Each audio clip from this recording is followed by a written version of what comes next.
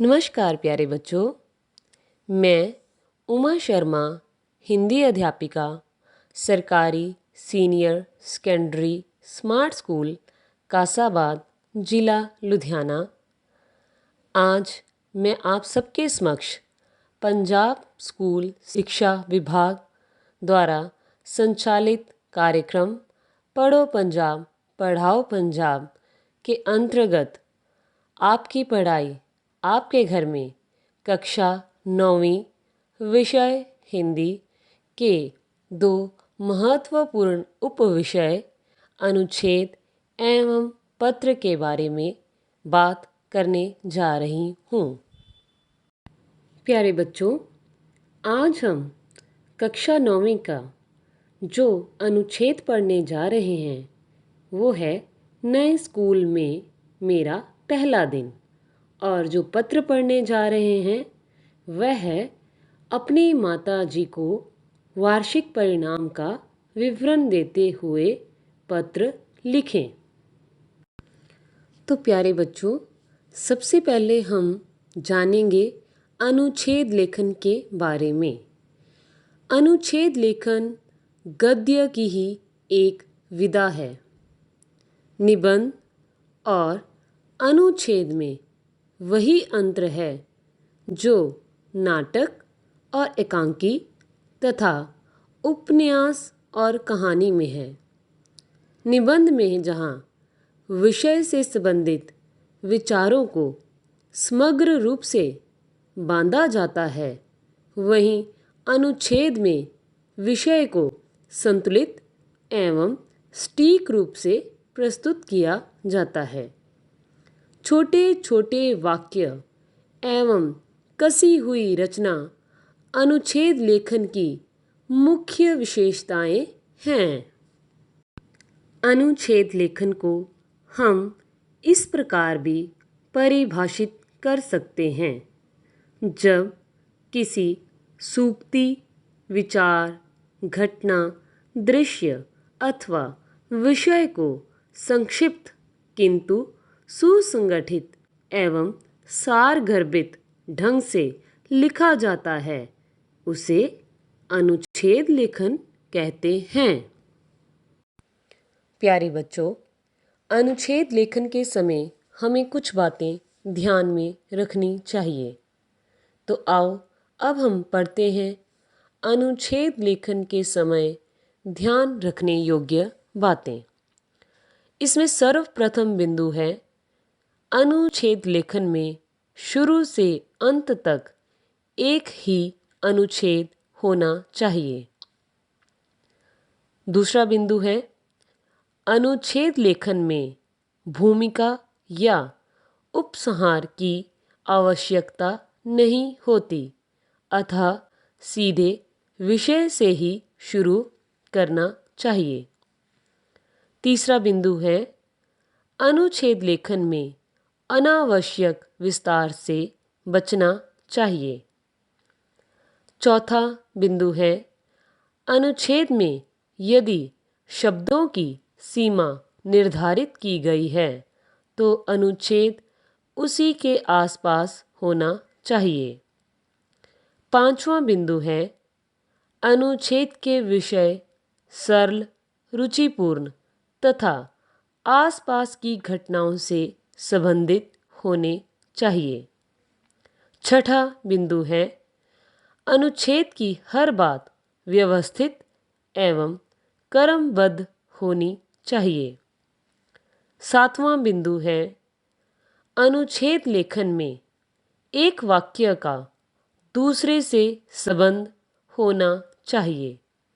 इससे बड़ी सरलता से विषय स्पष्ट हो जाता है। आठवां बिंदु है भाषा विषय के अनुरूप होनी चाहिए। यदि विषय विचार प्रधान है तो उसमें तर्क अधिक होना चाहिए। यदि अनुच्छेद भावात्मक है तो उसमें अनुभूति की प्रधानता होनी चाहिए। प्यारे बच्चों, अनुच्छेद लेखन में ध्यान में रखने योग्य महत्वपूर्ण बातों को पढ़ने के बाद अंततः हम अनुच्छेद लेखन हेतु इन महत्वपूर्ण बिंदुओं पर पहुँचे हैं। बिंदु 1, विषय का चयन। बिंदु 2, रूपरेखा का निर्माण। बिंदु 3, विषय केंद्रित। बिंदु 4, सरल, स्पष्ट व प्रभावी भाषा। बिंदु 5, शब्द सीमा का ध्यान। बिंदु 6, व्यवस्थित एवं क्रमबद्ध। तो आइए प्यारे बच्चों, अब हम पढ़ते हैं अनुच्छेद नए स्कूल में मेरा पहला दिन। प्यारे बच्चों, अनुच्छेद नए स्कूल में मेरा पहला दिन पढ़ने से पहले मैं आपसे पूछना चाहूँगी, क्या आपको अपने नए स्कूल का पहला दिन याद है? प्यारे बच्चों, क्या आपको याद है कि नए स्कूल के पहले दिन के लिए आपके माता पिताजी ने कैसे तैयारी की? आपकी माताजी ने कैसे आपको नई वर्दी पहनाकर तैयार किया और आपके पिताजी ने कैसे आपको नई किताबें, नई कापियाँ व नया बैग लेकर दिया था? क्या आपको याद है कि आप नए स्कूल के पहले दिन स्कूल में कैसे गए? प्यारे बच्चों, प्रार्थना सभा स्कूल का आईना होती है। क्या आपको याद है कि नए स्कूल के पहले दिन में आपकी पहली प्रार्थना सभा कैसी थी? प्यारे बच्चों, क्या आपको याद है कि नए स्कूल के पहले दिन आपने स्कूल में क्या-क्या देखा? जैसे कि प्रयोगशालाएं, पुस्तकालय, कंप्यूटर लैब, कैंटीन आदि। और क्या आपको याद है कि आपने अपने नए स्कूल के पहले दिन में सारा दिन स्कूल में क्या-क्या किया? उस दिन को कैसे व्यतीत किया? आपको आपके पूजनीय अध्यापक अध्यापिकाओं ने क्या-क्या पढ़ाया? क्या आपको याद है कि नए स्कूल के पहले दिन कौन-कौन से आपके मित्र बने? प्यारे बच्चों, क्या आपको याद है कि नए स्कूल के पहले दिन में आपने अर्धावकाश के समय कौन-कौन से खेल खेले? प्यारे बच्चों, क्या आपको याद है कि नए स्कूल के पहले दिन की समाप्ति पर किस प्रकार खुशी-खुशी, हंसते-हंसते आप घर वापस गए? तो आओ प्यारे बच्चों, नए स्कूल में मेरा पहला दिन को याद करते हुए हम सब मिलकर पढ़ते हैं। अनुच्छेद नए स्कूल में मेरा पहला दिन। मैं 9वीं कक्षा का छात्र हूँ। मैंने इसी साल नए स्कूल में प्रवेश लिया है। इस स्कूल में पढ़ते हुए मुझे 4 महीने हो गए हैं, किंतु मुझे आज भी इस स्कूल में मेरा पहला दिन अच्छी तरह याद है। मेरे लिए यह दिन बड़ा ही यादगार व रोमांचकारी था। मेरे पिताजी ने मुझे नई किताबें, कापियाँ और बैग खरीद कर दिया। मैं बस में बैठकर स्कूल पहुंच गया। मैं पहली बार बस से स्कूल में गया। मुझे बहुत अच्छा लगा। स्कूल पहुंचते ही हम कक्षा अध्यापक के साथ सुबह की प्रार्थना सभा में आ गए। वहाँ प्रिंसिपल ने नए विद्यार्थियों का स्वागत किया। उन्होंने हमें जीवन में आगे बढ़ने के लिए प्रेरणादायक बातें बताईं। इसके बाद स्कूल के पुराने विद्यार्थियों ने 9वीं कक्षा में नए प्रवेश पाने वाले विद्यार्थियों का एक-एक पेन देकर स्वागत किया। उन्होंने हमें प्रयोगशालाएं, पुस्तकालय, कंप्यूटर का कमरा, staff room, canteen, medical room आदि भी दिखाए। अर्धावकाश के समय मेरे कुछ नए मित्र भी बन गए। हम सभी ने मिलकर भोजन किया। खेल के पीरियड में मैंने फुटबॉल खेली। समय होने पर जब पूरी छुट्टी हुई तो हम पंक्तियों में बस में जा बैठे और हंसते हंसते बातें करते घर आ गए।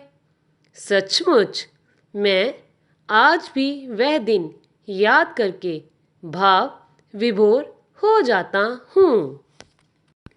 प्यारे बच्चों, अनुच्छेद लेखन के पश्चात अब हम जानते हैं पत्र लेखन के बारे में।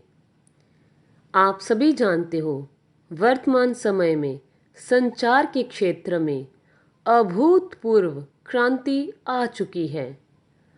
अब हम मोबाइल, इंटरनेट के माध्यम से न केवल दूर बैठे व्यक्ति से बात कर सकते हैं, अपितु उसे देख भी सकते हैं। पर फिर भी आज के समय में पत्र का महत्व बरकरार है। तो आइए अब हम पढ़ते हैं पत्र लेखन। प्यारे बच्चों, सबसे पहले तो मैं आपसे जानना चाहती हूँ, क्या आपने कभी किसी को पत्र लिखा है? तो आइए अब हम पढ़ते हैं पत्र लेखन। प्राचीन समय से संचार के माध्यम के रूप में पत्र की बहुत उपयोगिता रही है। आज टेलीफोन, फैक्स, मोबाइल व इंटरनेट ने संचार के क्षेत्र में अभूतपूर्व क्रांति ला दी है। जिस किसी से भी हमने अपने मन की बात कहनी हो, उसे टेलीफोन या मोबाइल फ़ोन के माध्यम से बिना विलंब किए कह सकते हैं, या फिर मोबाइल से एसएमएस भेज सकते हैं। किंतु इसमें भी कुछ लोग सकुचाते रहते हैं कि कहीं टेलीफोन, मोबाइल फ़ोन का बिल ना ज़्यादा आ जाए। इसी हड़बड़ाहट में वह कई बातें कहना भूल जाते हैं।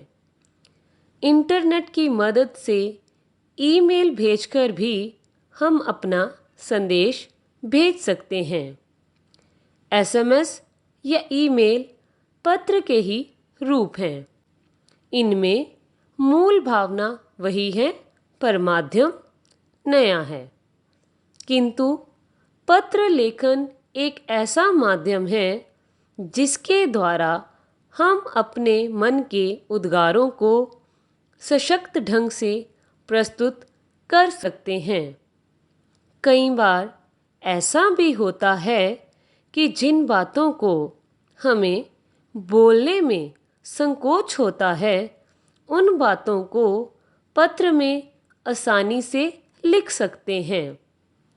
रिश्तों की मधुरता व निकटता बनाए रखने में पत्र महत्वपूर्ण भूमिका निभाते हैं। इसके अतिरिक्त सरकारी, गैर सरकारी, निजी संस्थानों आदि में भी यद्यपि ईमेल द्वारा पत्र भेजे जाते हैं, किंतु डाक द्वारा पत्र भेजने की परंपरा भी साथ साथ चल रही है। कंप्यूटर, इंटरनेट आदि में खराबी या किसी अन्य तकनीकी गड़बड़ी के समय डाक द्वारा पत्र भेजने का महत्व और भी बढ़ जाता है। डाक द्वारा भेजे गए पत्रों का रिकॉर्ड कार्यालय के डायरी रजिस्टर में रहता है। अतः पत्र लेखन अत्यंत उपयोगी व महत्वपूर्ण कला है। प्यारे बच्चों, आमतौर पर पत्र दो प्रकार के होते हैं। पहला औपचारिक पत्र, दूसरा अनौपचारिक पत्र। औपचारिक पत्र ऐसे पत्र जो सरकारी कार्यालयों के अधिकारियों, स्कूल कॉलेज के प्रधानाचार्यों, अखबार के संपादकों, व्यावसायिक संस्थाओं, कंपनियों, फैक्ट्रियों, दुकानदारों आदि को लिखे जाते हैं, उन्हें औपचारिक पत्र कहा जाता है। अनौपचारिक पत्र ऐसे पत्र जो माता पिता, भाई बहन अथवा सगे संबंधियों या मित्रों आदि को लिखे जाते हैं, उन्हें अनौपचारिक पत्र कहा जाता है। प्यारे बच्चों, अनौपचारिक पत्रों को लिखने में निम्नलिखित बातों का ध्यान रखना चाहिए। बिंदु 1, पत्र स्वाभाविक रूप से लिखे जाएं। उनमें कहीं भी बनावटीपन ना झलकता हो। बिंदु 2, पत्रों में शिष्टाचार का पालन किया जाना चाहिए। पत्र लिखने वाला पत्र में नाराज़गी या क्रोध प्रकट करना चाहता है तो भी संबोधन, अभिवादन लिखते समय संयम व धैर्य से काम लेते हुए शिष्टाचार को निभाएं। बिंदु 3, पत्र में अपशब्दों का प्रयोग नहीं करना चाहिए। इससे जहां रिश्तों में कटुता आती है, वहीं बाद में पश्चाताप करना पड़ता है। बिंदु 4, पत्र में अनावश्यक विस्तार से बचना चाहिए। प्यारे बच्चों, पत्र लेखन के महत्व को जानने के बाद हमने पत्र लेखन के प्रकार के बारे में समझा। पत्र लेखन के 2 प्रकार हैं, औपचारिक पत्र, अनौपचारिक पत्र। आपकी 9वीं कक्षा के पाठ्यक्रम में अनौपचारिक पत्रों को शामिल किया गया है। तो अब हम अनौपचारिक पत्र के अंग के बारे में जानेंगे, जिसमें सर्वप्रथम बिंदु है भेजने वाले का पता और दिनांक। पोस्टकार्ड, अंतर्देशीय लिफाफे अथवा सादे कागज के बाईं ओर शीर्ष पर पत्र लिखने वाले का पता और पते के नीचे पत्र भेजने की तिथि लिखी जानी चाहिए।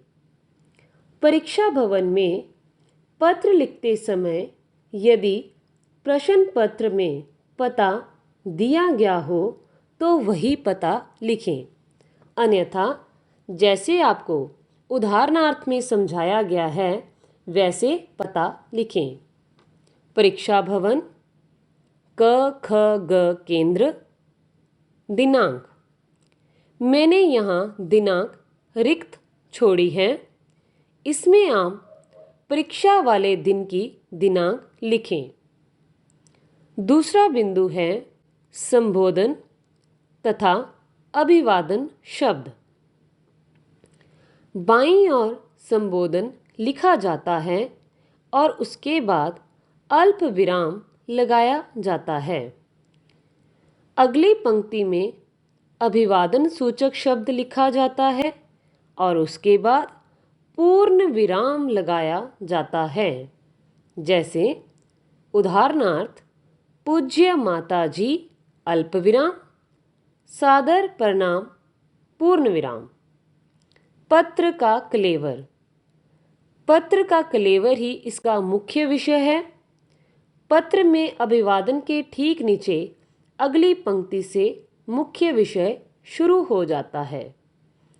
जो बात पत्र में कही जानी है, यदि वह लिख दी जाती है तो पत्र लेखन का उद्देश्य पूरा हो जाता है। अंतिम बिंदु है समाप्ति। मुख्य विषय की समाप्ति पर बिल्कुल बाईं ओर नीचे आपका आज्ञाकारी पुत्र, आपकी भतीजी आदि समापन सूचक शब्दों का प्रयोग किया जाता है। समापन सूचक शब्द के नीचे पत्र लिखने वाले का नाम लिखा जाता है। उदाहरणार्थ, आपका आज्ञाकारी पुत्र लोकेश पुरी।